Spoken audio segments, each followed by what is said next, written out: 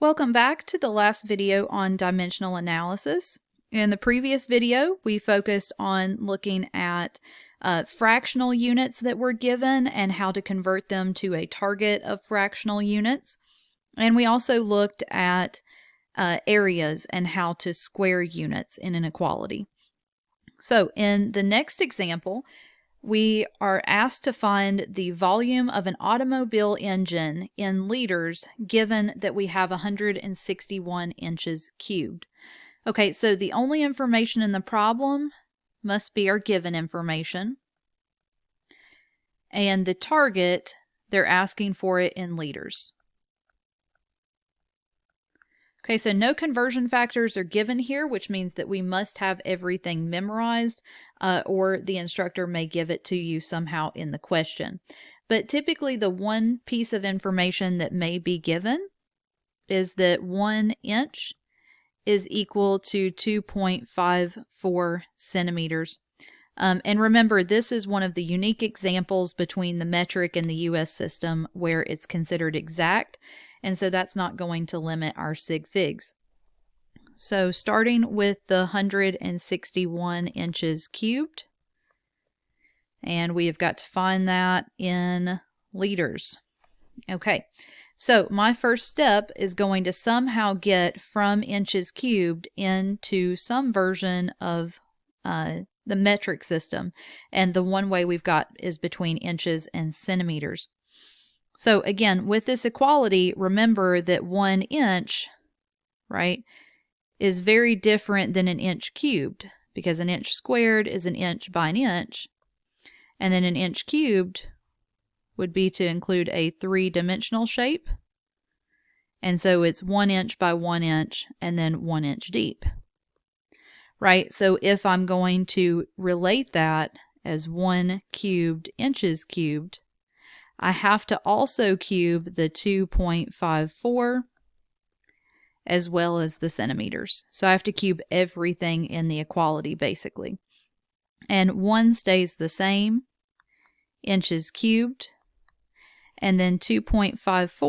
We can go ahead and cube that and get 16.39, keeping an extra digit so that we don't have to worry about round off errors. And then that becomes centimeters cubed. Okay.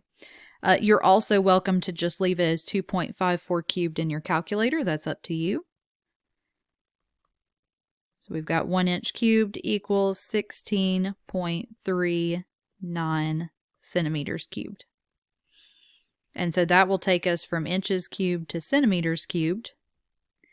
And then one piece that many instructors will have their students memorize is that you need to know that a centimeter cubed and a milliliter are the same thing. So 1 centimeter cubed is equal to 1 milliliter cubed.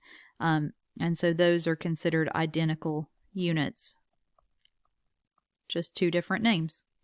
So that will get us from centimeters cubed to milliliters.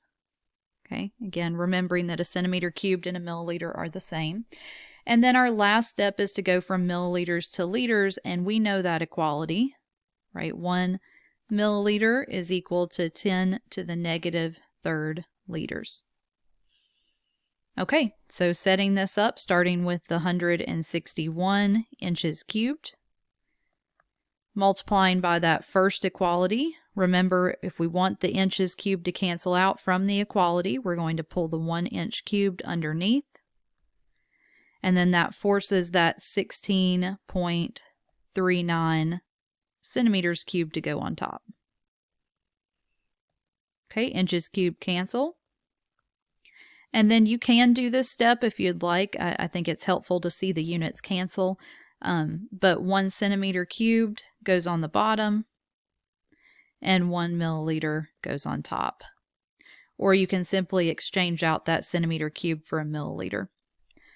Okay, and last step, again from the equality, 1 milliliter goes on bottom, gets the milliliters to cancel, and then from the equality, the 10 to the negative 3rd liters goes on top.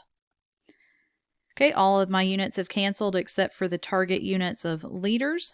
And then in terms of sig figs, The only number that should limit our sig figs is the given information of 3.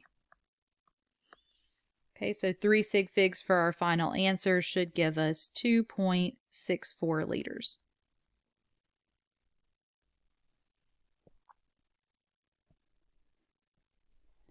Now, in our last example, I love this because it starts to show us that it's not just important to look at the units, but it's also important to look at what the units are measuring. So you can pause this video to read through the problem, but they're talking about something called parts per billion. And we're given a concentration of 0.68 parts per billion. What quantity of mercury in grams was present in 15 liters of water? And they give us a density and a definition of parts per billion. So again, start out by looking what is the target and what's the given information. So they're asking what quantity of mercury in grams. So at the very end here, I'm asking what are my grams of mercury? And it's important that I indicate not just the grams, but what the grams are measuring. And then we're starting out with 15 liters of water. Now we already know that density, because of that slash in the units, that's going to be a conversion factor. Okay, and parts per billion, if you notice, that's also a fraction of nanograms of mercury per gram of water. And so that's also going to be a conversion factor, which means that when we're given a value in parts per billion, that is still part of our conversion factors. And so the only information left that we haven't used is the 15 liters of water. Okay, so that must be our given information. So we're going to start out way on this other end with 15.0 liters of H2O. Okay, so what is important about that parts per billion is that it's the only conversion factor that has both the mercury and the water in it at the same time. So that means that that's how I'm going to transition from water to mercury, which means that my first goal is to get that liters of water into units of water where I can use that parts per billion. So I've got to go from liters of water to grams of water. Okay, now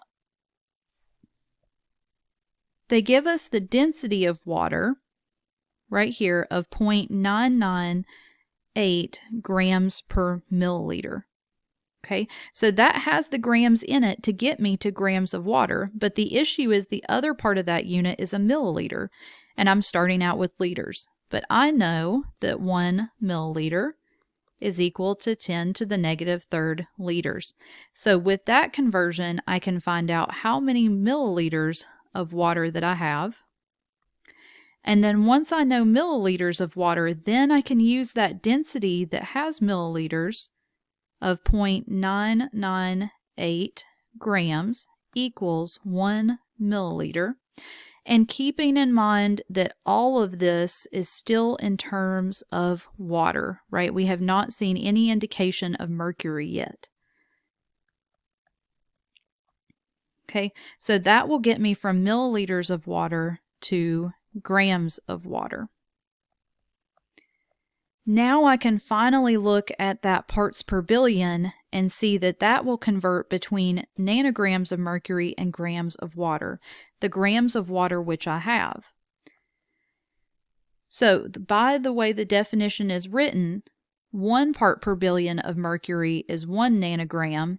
So if I have 0.68 parts per billion, that would mean 0.68 ppb is equal to 0.68 nanograms of mercury over 1 gram of water. The gram does not change. Okay, so I'm going to use that conversion factor to get me from grams of water to nanograms of mercury. Okay, and so 0.68 nanograms of mercury is equal to 1 gram of water. I'm just taking that fraction and writing it as an equality. And then my last step to go from nanograms to grams, again, this is something that we have memorized, but 1 nanogram is equal to 10 to the negative 9th grams. And now, because we are in mercury, all of this is going from nanograms to grams of mercury. Okay, so we're starting out with water, then we're making that transition from water to mercury using the parts per billion, and then the last step is to convert the nanograms to grams for mercury.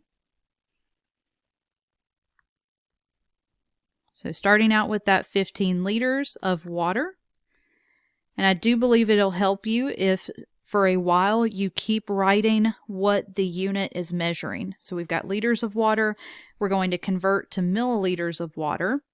So if I want those liters to cancel out from the equality, I'm going to take the 10 to the negative 3rd liters and put that on bottom, and then the 1 milliliter of H2O on top. Okay, so liters of water cancel. Then in my next step, I'm going to go from milliliters to grams. Again, if I want the milliliters to cancel from the equality, I pull the 1 milliliter first. And then that forces the other part of the equality, 0.998 grams of water on top. Milliliters of water will cancel. And next step, now I've got grams of water, and I can finally convert to mercury. And again, if I'm starting out with grams from my equality, I pull the 1 gram of water on bottom, forcing the 0.68 nanograms of mercury on top. Grams of water cancel. And last step, we've got nanograms of mercury. So from the equality, I take the 1 nanogram of mercury on bottom, forcing the 10 to the negative 9th grams of mercury on top. Okay, and we finally have the target units that we want, grams of mercury. Now, in terms of sig figs, that given information was 3 sig figs. The parts per billion was a measurement, just like density is a measurement. So that density, 0.998, is 3 sig figs. And the parts per billion is 2 sig figs, right? That 0 is not significant because it's before a non-zero digit. And then all of the ones in the 10 to negative 3rd and 9th, those are considered exact. And so 2 sig figs is going to limit our answer. And rounding off to 2 sig figs, we get 1.0, and we have to add that 0.0 for the significance, times 10 to the negative 5th grams of mercury. Okay, so this ends our dimensional analysis video. Please stick around for new videos after this.